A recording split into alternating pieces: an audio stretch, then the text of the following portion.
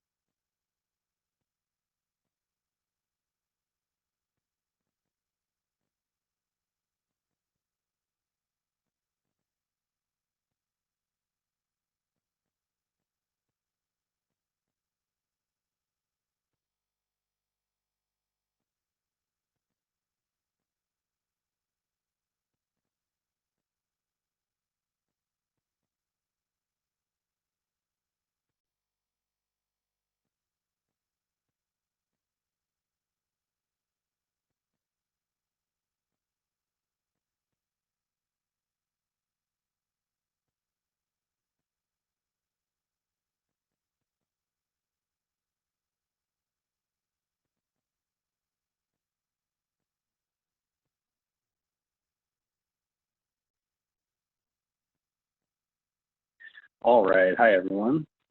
Troy Daniels here. I'm the technical trainer here at SimpliPhi Power. We're gonna go ahead and get started. I see some people putting their hands up.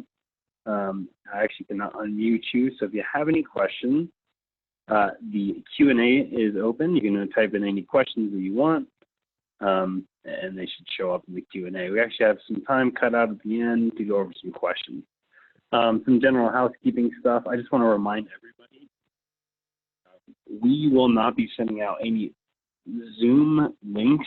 I've heard in the news a few times, these are going out because of security issues. So please don't open any links that come through that are saying from us through Zoom. We will be sending out the presentation, the recording, and the slides after this. So those you can open. You'll see that come from our blast email. Some other things to think about here, NAPCEP credits. If you are looking for NAPCEP credits, wait for that follow-up email and just respond with your full name if it's not in your email, and let me know that you do want NAPCEP credits. I will type you up a certification.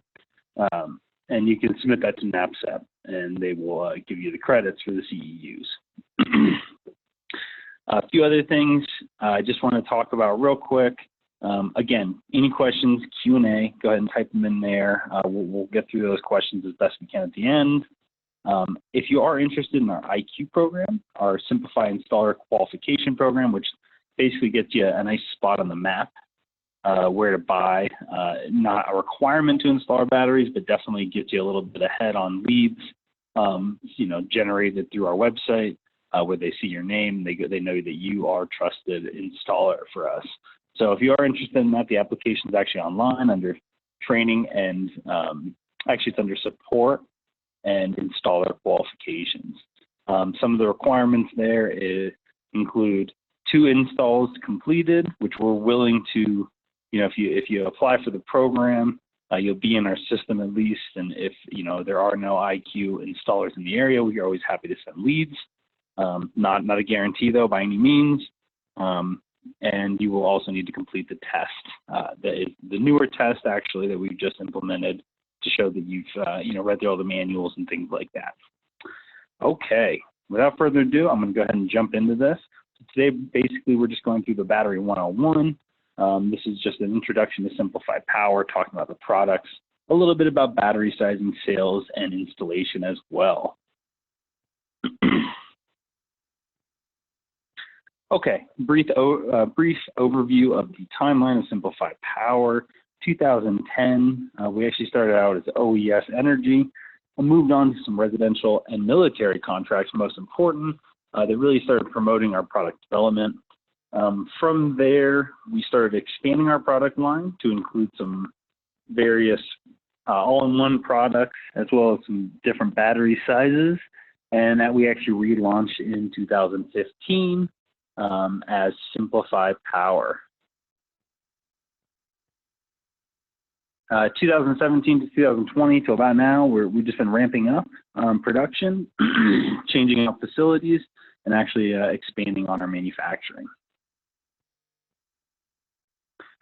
Okay, so what is kind of our motto here? Safe, proven, and simple technology. So we try to make sure that we are always using the highest level standard product, whether it's just on safety purposes, longevity, durability, things like that. Proven through various installations and a growing manufacturing and installations across the world, and the simple system. Okay, so this is about where we're at right now. 100+ megawatt hours deployed since 2010. This slide is changing drastically all the time. Might even need an update already, but that number is constantly changing. And these kind of gives you an idea of some of the markets that we hit as far as globally, as well as our main market in the United States. We have plenty of markets outside of there as well.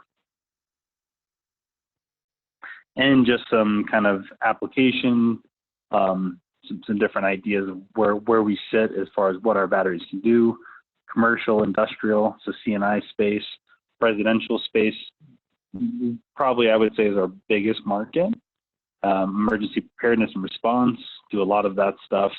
and definitely implement a lot of batteries there, and off-grid and micro power security as well. Okay, onto the real stuff here.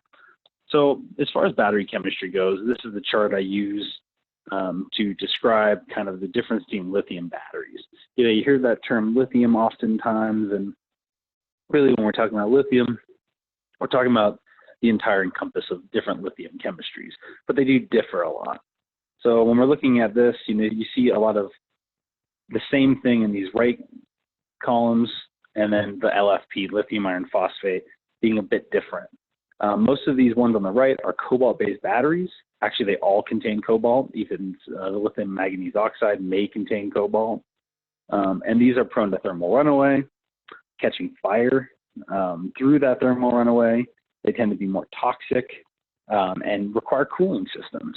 Lithium iron phosphate, on the other hand, does not have the dangers of thermal runaway, is non-toxic, and actually does not require redundant cooling systems, which basically acts as a point of failure. Form factor is also important in building out a lithium battery. These three on the right, I would say, are the bulk of what most batteries are built on. Cylindrical cells, think AA battery, probably the most common thought after battery, I would say, if you're thinking AA's or things like that. Pouch cells, common in laptop, cell phones, and prismatic, not as widely used, but definitely still see them around. They're a bit blocky, large, and they can even be sometimes a little bit more expensive than the other ones. But this is our form factor that holds that lithium chemistry that we're building out a battery with. So what does SimpliPhi use in our batteries? We use a lithium iron phosphate chemistry, LFP, with a cylindrical form factor. We found that mixing this chemistry with this form factor gives us the best performance and the safest performance of any battery. This is really the building block of all of our products. Okay, let's talk about what that gives us as far as what we can offer in terms of warranty because of what we can stand behind. 10 years for all warranties. This has actually just changed, so I apologize, the slide's not updated just yet. It is, I believe, and I will double check after this, but I believe it has changed to 10 years and unlimited cycles, no matter the depth of discharge. But that 10-year mark is really where the warranty stands now. EOL is also something you might hear of. End of life capacity. Basically, this is a guarantee saying, 10 years hits, we expect the battery will have 80% of its original capacity. I implore you to look into other different battery manufacturers, check out their EOL, and make some comparisons for yourself. But you'll see definitely where we sit is a little bit higher than a lot of other companies. Temperature range. Okay, so operating temperature, -4 degrees Fahrenheit to 140 degrees Fahrenheit. Not as relevant because operating is discussing discharge or standby. So most batteries need to charge. So typically I would recommend looking at the charging temperature to make sure that your window is okay. That's 32 degrees Fahrenheit to 120 degrees Fahrenheit, or 0 degrees Celsius to 49 degrees Celsius. Definitely as far as the high end goes, no need for coolant, HVAC, ventilation. That really helps out. Low end, 32 degrees Fahrenheit is pretty low. If you do have applications that do go lower, we do have some hot start solutions there as well. I'm not going to present on them because they're still kind of in the initial phases, but we do have that solution. And all of our batteries come with an integrated BMS and circuit breaker. The circuit breaker is really there to operate, turn on and off the BMS, the battery management system.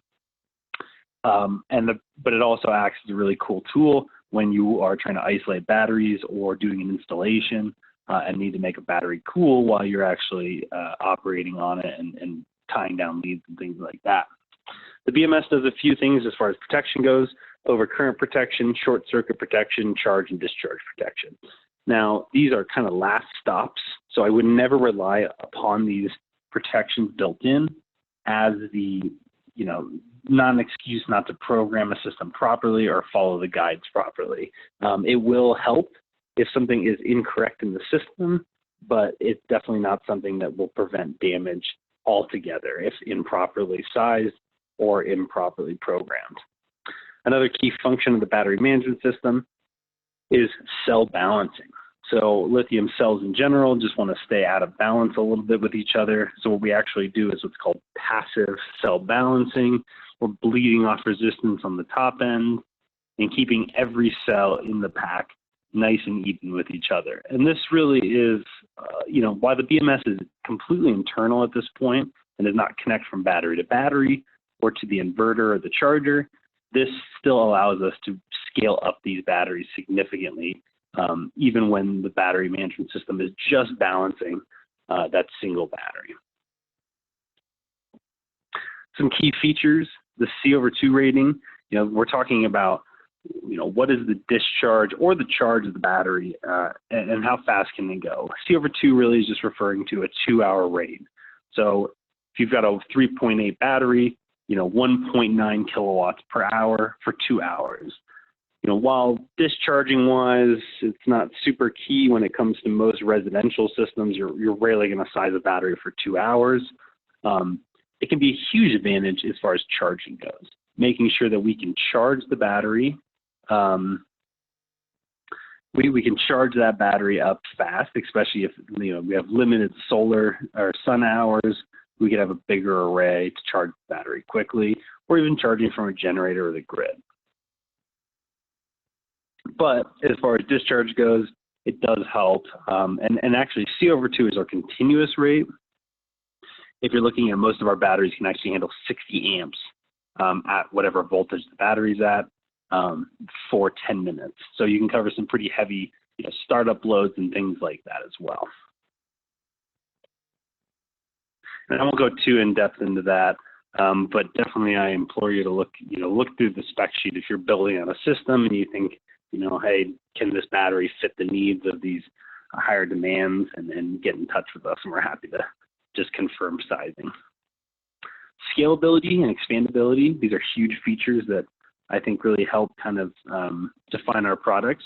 As far as scalability goes, really there's no limit to how many batteries you put in parallel. You're going to get pretty messy with wiring and even using 48 volt or 24 volt inverters in parallel. But I've seen some pretty large systems. I mean, this one on the left, 88 batteries. These are our 3.5 models, probably a little bit older. But there's 300 kilowatt hours of storage, all in parallel. Expandability, really cool feature there as well.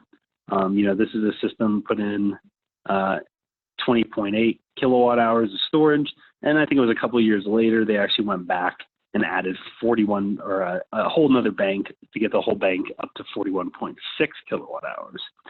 Super helpful if you're sizing like off-grid systems or even backup for a customer. Maybe their energy demands grow, their power demands grow. Maybe there was something that they didn't tell you when you were sizing out the system. It's good peace of mind to know you can always go back and add that later.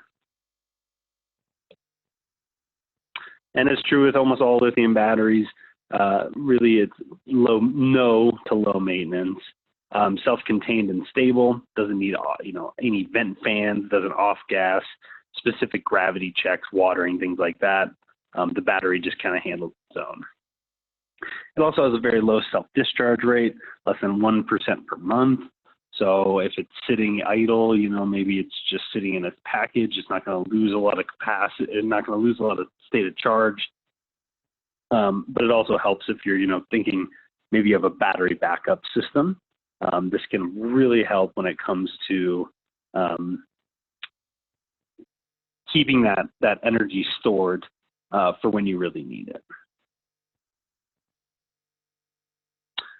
Kind of my fun little picture I like to always show. These are definitely some older SimpliPhi batteries, but you can see here this large bank of what appear to be flooded lead acid batteries in a battery box, lots of cables going, a lot of corrosion, actually replaced with this smaller bank.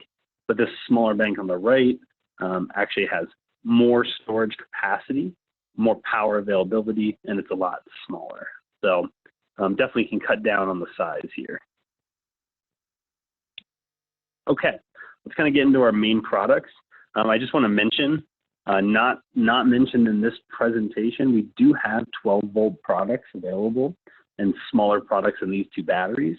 They're definitely not our biggest sellers, but if you are interested in, like our 1.4 and 12 or 24 volt, we do have that product available as well. These are the biggest products, the 2.9 kilowatt hour, which is the white box, and the 3.8 kilowatt hour battery, which is the black box. These come in both 24 volt and 48 volt, parallel connections only, as mentioned, integrated battery management system, and an integrated circuit breaker. So they are built to be modular and scalable. I think the larger battery is somewhere around 80 pounds or a little bit less. So, that sounds like a lot, but when you're looking at the battery world, 80 pounds is a good building block to be able to move around. We also have our access line, which I'll get into later. These are just basically all-in-one solutions, charger, charge controller, inverter, batteries, wired, ready to go, NEMA 3R enclosure. And we'll talk a lot about those later in the presentation. Some of our smaller products are little Jennies, big Jennies, and just emergency power kits. These are for portable power, still utilizing LFP chemistry, and the correct manufacturing process to make sure these products will last, but they're definitely smaller all-in-one products for kind of mobile applications and various things like that. Okay, so I want to talk very briefly about levelized cost of energy. I think even if you're an installer, oftentimes you might be doing the selling product as well. So it's important to kind of see, what's the cost of a kilowatt hour? And not just looking at upfront cost, but looking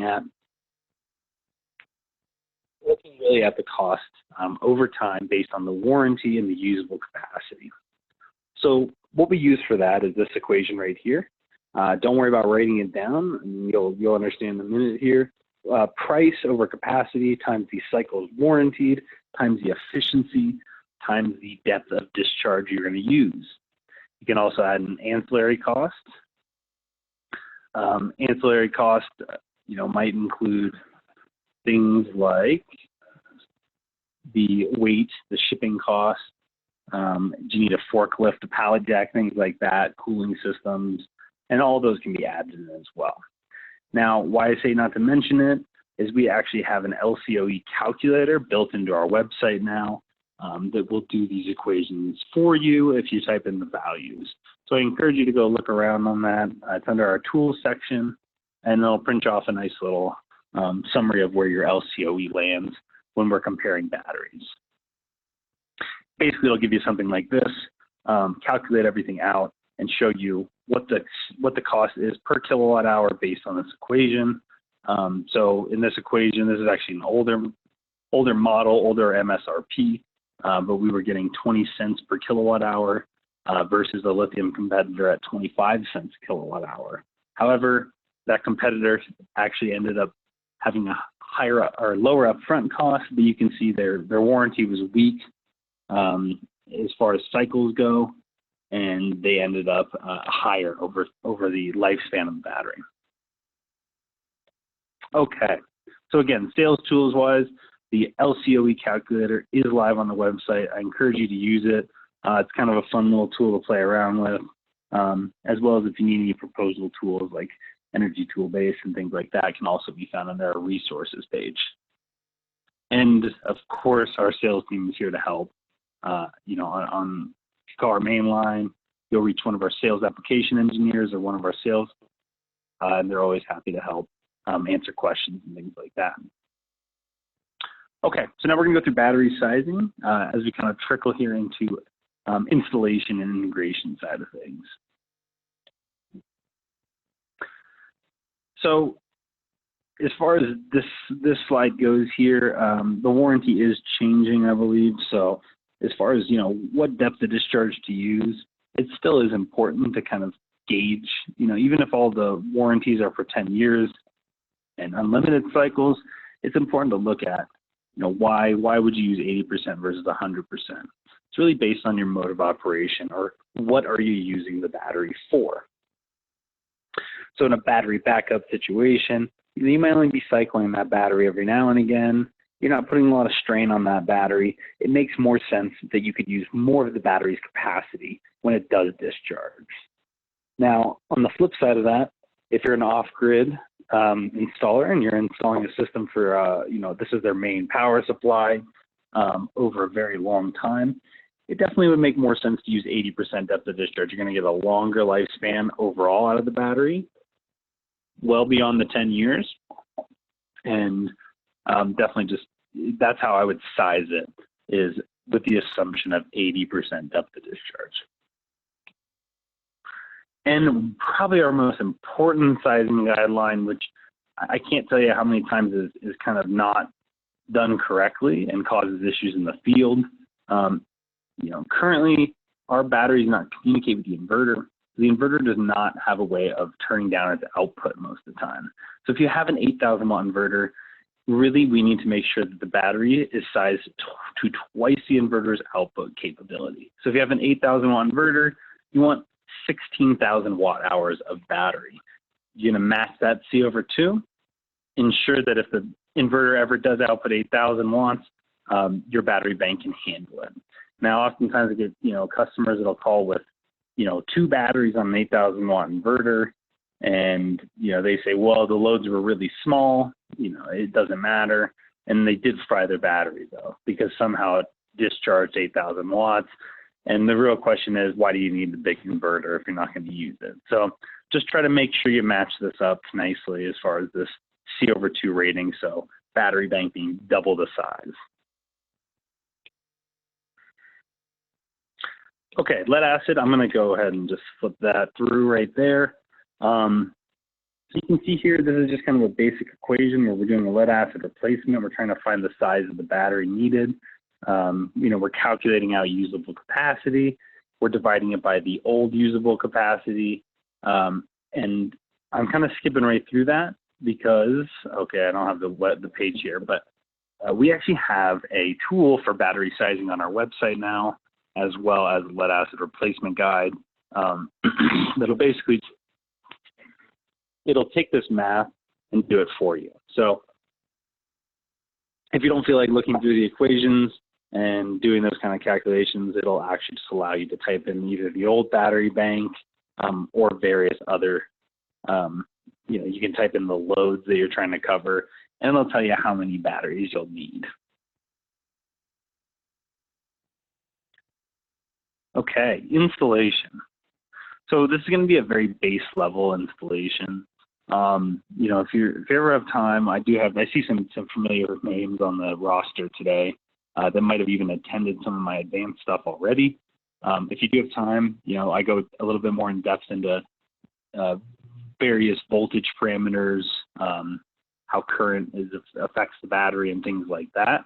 So definitely, if you're looking for some really in-depth presentation on integration, installation, jump right in, and we're happy to get you some more information there. But today we're just going to go very briefly over it and kind of just hit on the main points.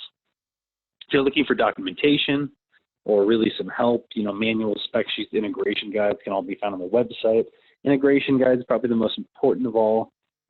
Taking a product like a various charge controller brand, let's say, that we're using a Morningstar charge controller, well, then the integration guide tells you exactly what those settings are for that specific charge controller.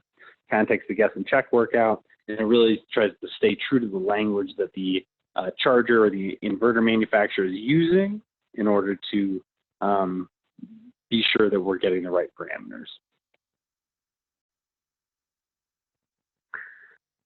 Okay, again, battery sizing tool, you can always use that. Engineering services, and I'm not sure where the link went there, but we also have some wire sizing tools as well, and wiring methods. Okay, if you receive the battery like this, maybe coming from a distributor, be sure to check the battery right away for damage. I can't tell you how often somebody waits on that or doesn't file a claim when they see slight damage, and then come to find out that there is actual internal damage.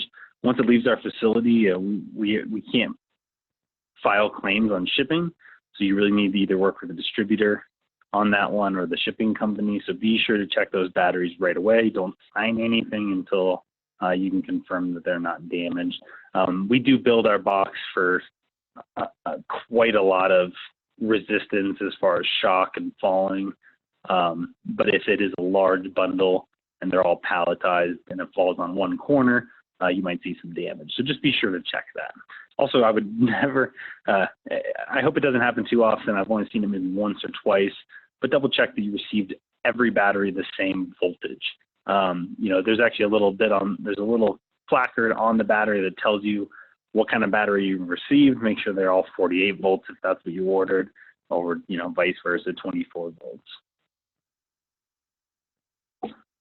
Okay, as far as clearance requirements and mounting on the wall, we actually have no clearance requirements, meaning the batteries can sit flush up against each other. Obviously, you would not want the leads to be touching by any means.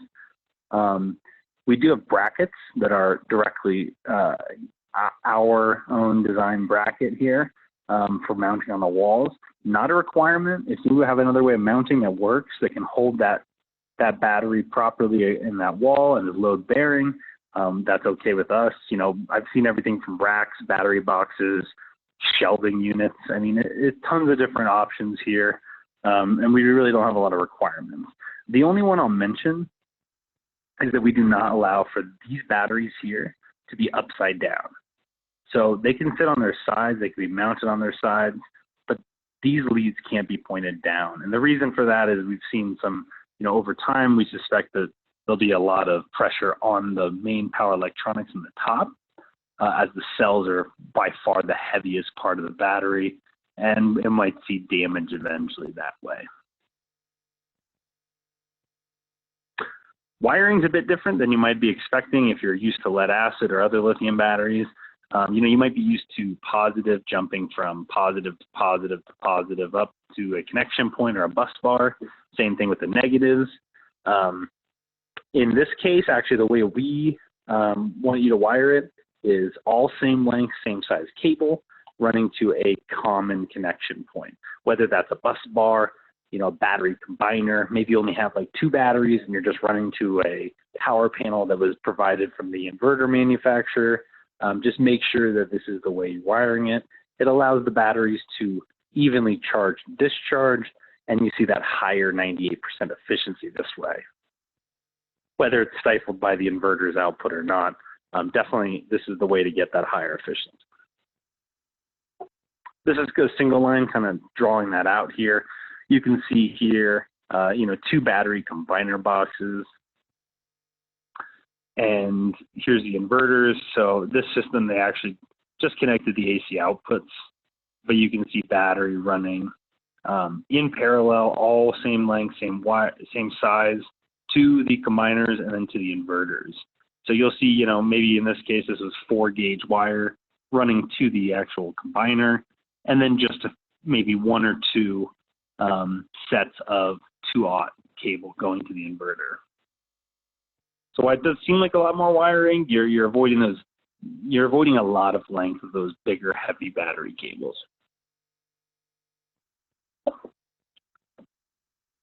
If you're building bigger systems, you might consider using a big battery combiner. Midnight makes a great one. They actually just came out with a new one, I believe, that's a little bit more geared towards lithium batteries. Check it out. I mean, I've seen it a couple of times on a few articles kind of passing by, and it seems like it can hold a lot more batteries than the older one, and a little bit more efficiently. You know, using power panels that come with the inverter is okay if you have only a couple batteries, maybe 3 batteries. I think mostly you'll find landing points for that. I mean, basically, we're just looking for DC bus, a copper bus bar that can hold the voltage and amperage of the batteries being combined and has enough landing points that you're not, you know, doubling up too often or anything like that. I've seen some pretty cool custom designs in the field, and some more advanced installers that like to build out their own nice insulated box. This time you can see they're actually, this installer is using a combiner right here. You can see that, while they're probably running with a surge protector and a big breaker in here, not a requirement. There's breakers on the battery. I believe I think I met this installer in California up north, and he mentioned a lot of lightning strikes. So that's why he put this in. But you can see that here they're all being combined, and then they're running to these GS load centers as the outback radiant here. And there's actually 2 wires connecting to each of these load centers here. So that's how you kind of combine those batteries in this case. Torque specification. So, here's the torque specifications, whether you're in inch pounds or foot pounds, 160 or 13.3. Make sure you use a proper torque wrench, and more importantly than not, what I hear, I'll have customers that'll say, hey, I'm torquing it down and it spins. Make sure you get to that proper torque value before you call us, and make sure it should tighten even if it's spun, and it'll connect. Now, I can't tell you how many times I've checked with an installer eventually and learned that they do not recalibrate their torque wrench between job sites, and even though they think they went to the right value, the battery lead was over torqued and broken. So definitely be careful with that. Do not use any impact tools or anything like that. Just be sure to use a proper torque wrench. As far as programming goes, there's a few kind of key settings, and I won't dive too deep into there, but things like the bulk, the absorb, the float, low battery cutout, high battery cutout, max charge, and amps. These are all settings that are required when programming the system. This is an older integration guide here, but you can see various settings, and this is how it's laid out. It says this setting here should program to this voltage. We do have some kind of common set points, but I would definitely recommend, we have almost every integration guide as far as like main inverters and chargers go. So check out these integration guides, but use those over the kind of standard manual, I would say. You might even find some advanced things like what to set the cell voltage to make sure it just siphons off solar arrays, or even automatic generator start triggers and things like that. Okay, let's talk code for a little bit. So as far as code goes in the battery realm, batteries aren't necessarily directly mentioned as far as the NEC code goes for rapid shutdown, but it is kind of an important part of batteries because it is related to battery-based systems. So, in the past, I've seen a lot of people using these with their DC-coupled systems, things like birdhouses. I'm not sure if those are still being used too often, or even shut-off boxes if it's off-grid. You might just need a shut-off box from if the array is a ground mount into the house. The Midnight MMPP RSS, they're just basically connect to your panels for rapid shutdown, and the Tigo TSFS, which is also just not an optimizer, it's just simply a connection or a rapid shutdown component to be added to each panel. And that would allow you to become compliant on a panel level shutdown, even on a DC coupled battery based system. For AC coupling, you're probably good to go. If your microinverters, are even slightly new, they should have that shutdown availability. String inverters and optimizers, those likely have it as well. And if you're using one of our access units, the AC coupled, which is a really common use case, putting the access in line with a grid tied, let's say with microinverters, does not change the RSS compliance. It's still rapid shutdown compliant. The battery has not changed that. Currently, we do not need remote trip breakers on batteries. That might change soon, but currently, if you're setting up a system and you have a inspector telling you do need that remote trip breaker on the batteries, give us a call because it's just not true, and you're not required to have that currently. Okay, let's get into the access solution. So again, this is our all-in-one solution. It can be AC coupled or DC coupled depending on the model you buy. NEMA 3R rated, so it's outdoor ready, pre-wired, pre-programmed.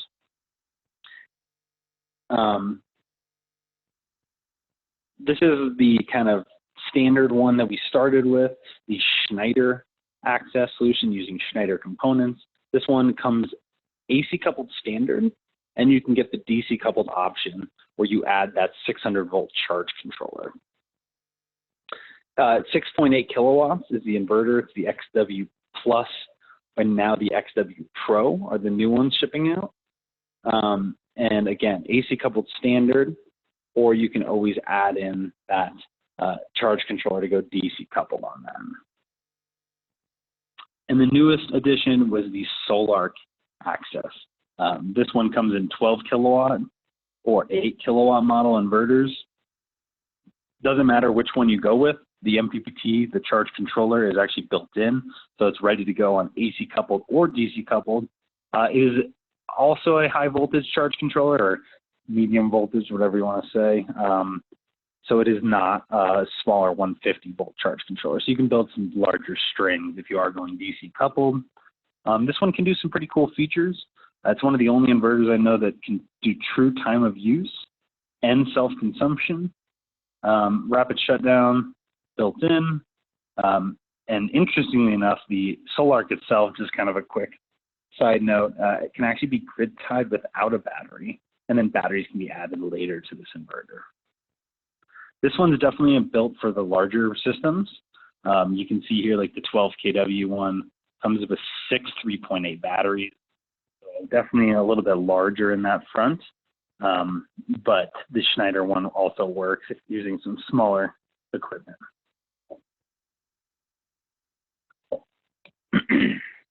You can also add generators to these systems, so both have the option to have a generator on it. I believe the Schneider requires that you do purchase AGS with it. I don't think we're shipping those out automatically, so be sure to specify that. The Solar does come ready with the AGS built into it, automatic generator start.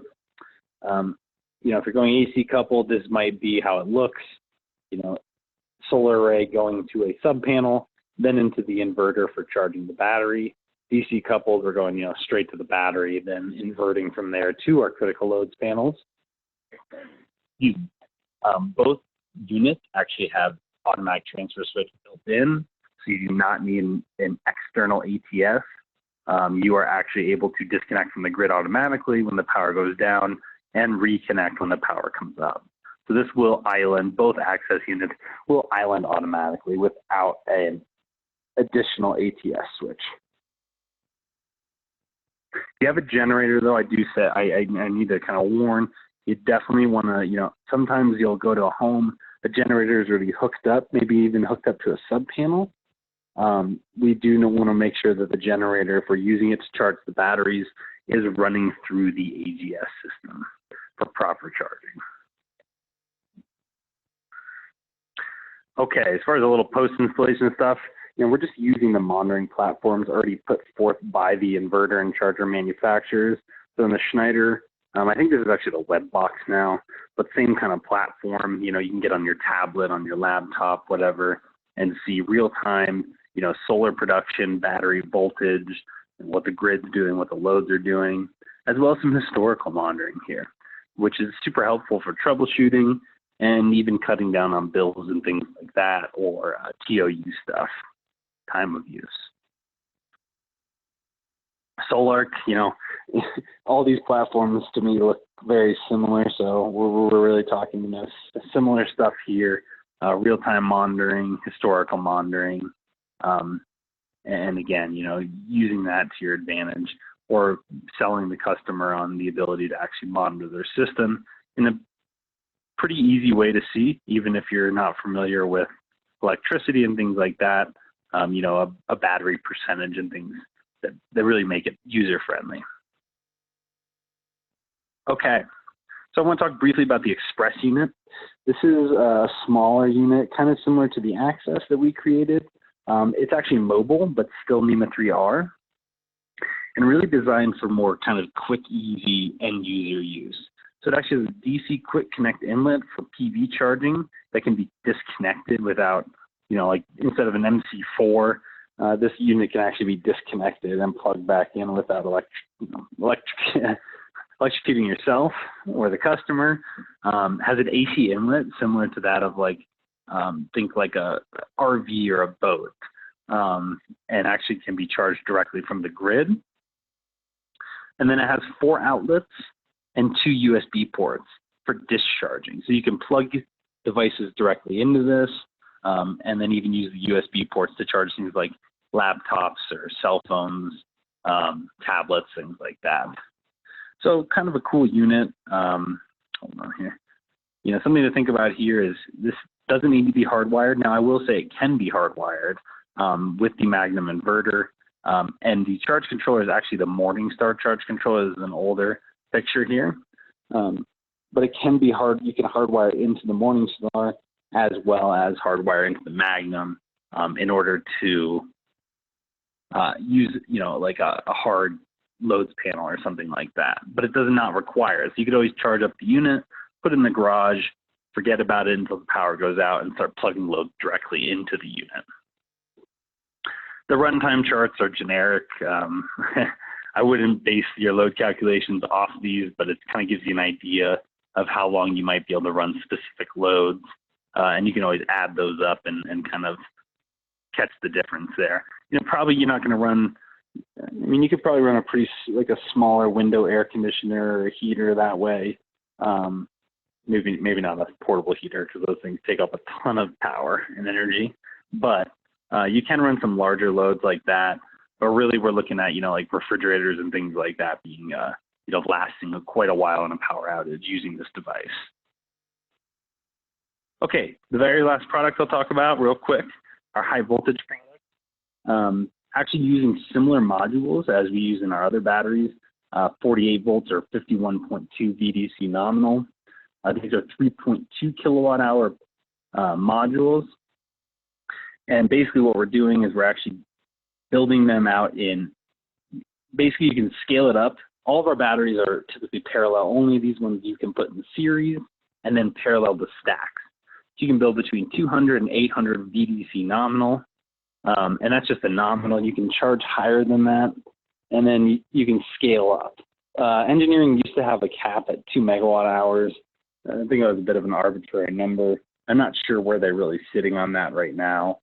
Just kind of a little bit on the product. It's definitely not designed for utility scale stuff. It's more designed for, you know, large scale backup, 480 volt, 3-phase backup, maybe, you know, a grocery store, a facility that uses 480 volt, or a small microgrid, but definitely not the larger, you know, 20 megawatt hour utility scale stuff.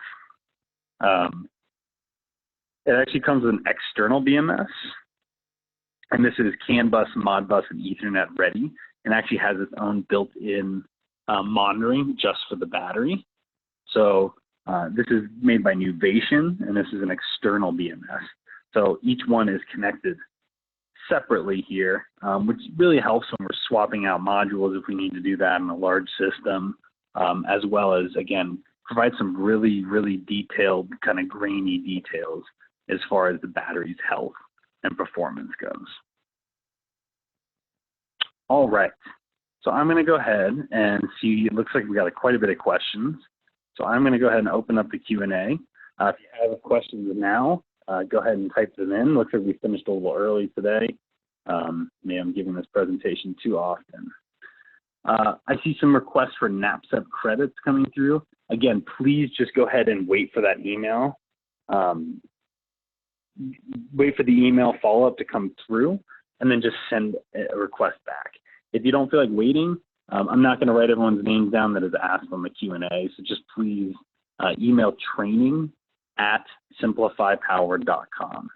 Again, that's training@SimpliPhi, SimpliPhi, power.com. And just make sure to include your name, and I will get you NAPSEP credits. I see a hand raised. Again, please type in the Q&A. I cannot unmute you here. Does the BMS prevent from operating charging outside temperature range? It actually does not. So that is really on, you know, the customer and the installer to make sure that, wherever it is, it's not going to hit those temperatures. That being said, again, we do have that hot start solution that's kind of in its final stages of testing, I think actually being implemented. So if you do feel like, you have a project where you might hit one of those, lower temperatures, which is typically what people are worried about, look into that solution, get with one of our sales reps, and we can talk about that. Can you add a new battery to an old bank, or do you need to replace the whole bank? Nope, you can definitely add new batteries to an old bank, even if the sizing has changed. So we went from 3.5 to 3.8. You can add those new batteries in with an old bank. I believe the cap used to be 3 years. I think they're lowered that a little bit more. I think it's 2 years now, but I can double check that, and feel free to email me if that's a concern. You need to figure out the exact timeline.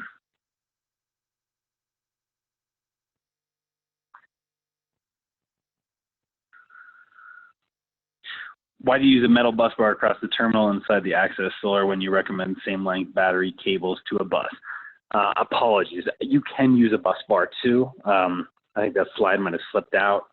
You can always use bus bars across the terminals as well, with cables running to your connection point. So that is totally okay to use as well.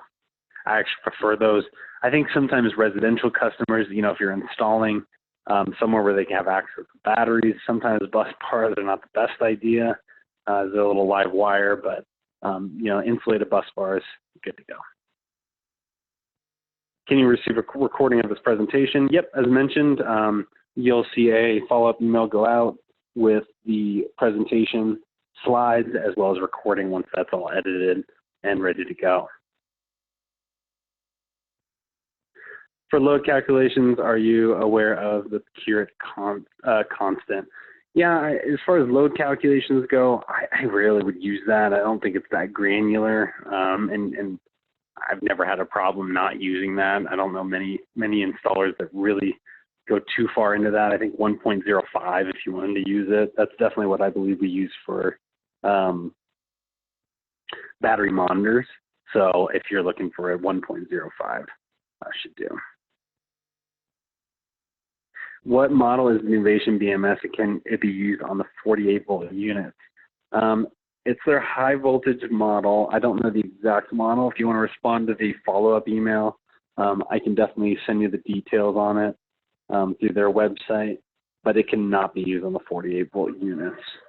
If you are looking for some higher level stuff as far as BMS integration, we do partner with a company called Gila.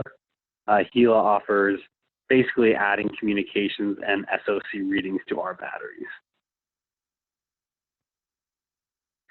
I see you don't compare saltwater batteries. How do they compare with LFP? No idea, because they're not a thing anymore, unfortunately. Acqueon's been out of business for some time now, so hard to say. I will say I've seen a lot of replacements of the Acqueon as they had a lot of failures, and unfortunately, the BMS of the saltwater battery, at least that was being put out, didn't seem to actually work very well, and I got a lot of frustrated installers calling us to get replacements for their Acqueons that failed in the field. When will SimpliPhi Outback publish an integration guide, program settings document for Skybox? Yeah, nothing on SimpliPhi's site. I will look into that. I think, I don't want to say this because I'm not sure, but I believe we just updated our Outback integration guide. It might include some Skybox settings. I think they're basically the same, but if you need something specific for the Skybox, let me know, or something's missing. Go ahead and respond to that email for follow-up, and let me know what's missing out of the Outback integration guide in general that might just be for Skybox. And I'll talk to Outback as well. When adding battery banks to older banks, is there an issue with charging rates? Again, if you do it in a year, 2 years, no, you shouldn't see any issues. If you go way too late, like 5 years down the line, that's why we don't allow for that, is you will see an imbalance. If the battery's bigger, so if it's a 3.8 and you're adding into a bank of 3.5s, I would just expect that 3.8 is going to act like a 3.5.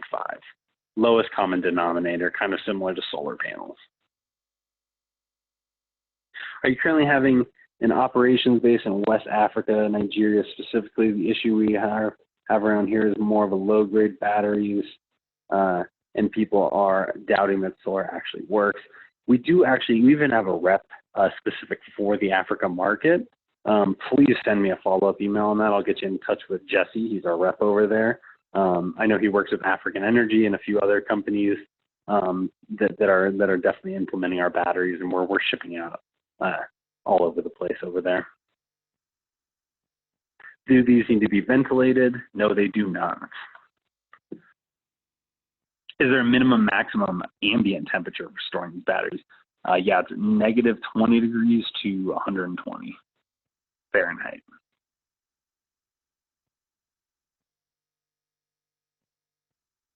I noticed an N-phase combiner box that has a breaker space for a battery bank. How compatible is the SimpliPhi for this kind of installation? You know, I'm not really sure.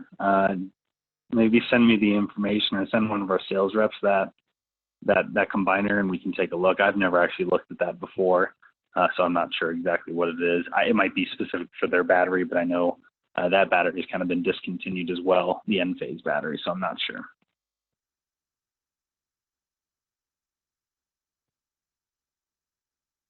Okay, a couple more. I know we're running a little on time here. Is there a heating mat solution for colder climates? Yeah, the hot start solution. So go ahead and let us know if you're interested in that, and we can get a sales rep to talk you through that. But it's actually a little bit more advanced than a heating pad. It's an internal device that can be controlled.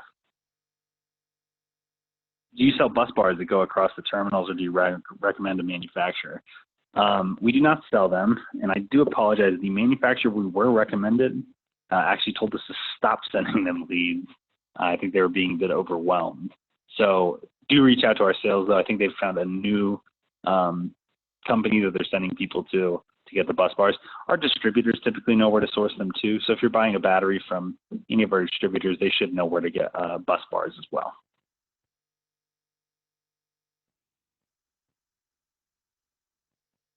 Is it possible to integrate a portable generator to charge a battery bank when, for example, the battery bank has been installed and is normally charged by the grid? Well, if it's being charged by the grid, it's likely being charged through an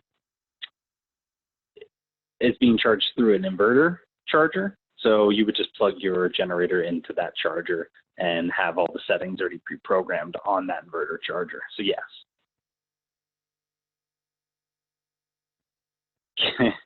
Can you put a battery in a carry-on and take it on a plane? I wouldn't try, but if you want to try, you can go ahead. I don't know if you'll make it though. Probably not. That being said, we are actually FAA approved to ship batteries via plane, which is very rare in the battery lithium realm. So we definitely have an opportunity to get batteries quicker as far as overseas go. Can the batteries be installed outdoors? No go. And they are not NEMA 3R. And honestly, you know, even if you had some cover, the elements might cause some pretty serious damage there. Okay, I know there's still some more stuff here. It looks like we're kind of wrapping up here. Let me try to get. I think I see two more questions. Let me try to get through them real quick. I see a question for somebody looking for more information on the heating pad. Again, just email me back. It's hard for me to write them down during this Q&A section. So just email the training at simpliphipower.com, and we'll be sure to get that question sorted out. And the last one, are the cells manufactured by SimpliPhi Power? No, we do not manufacture the cells specifically. We do work directly with the manufacturer of the cells, but we do manufacture the batteries themselves and the battery packs in California in our manufacturing facility. All right. And remind us of your name, please. Name is Troy Daniels, technical trainer and technical service manager here. So if you have any questions for me directly, you can always email me too at Troy, D as in dog, at simpliphipower.com. I appreciate everyone's time. Again, there'll be a follow-up here, but definitely respond back with any questions or if you're looking for those NAPSEP credits. Thank you very much, everyone.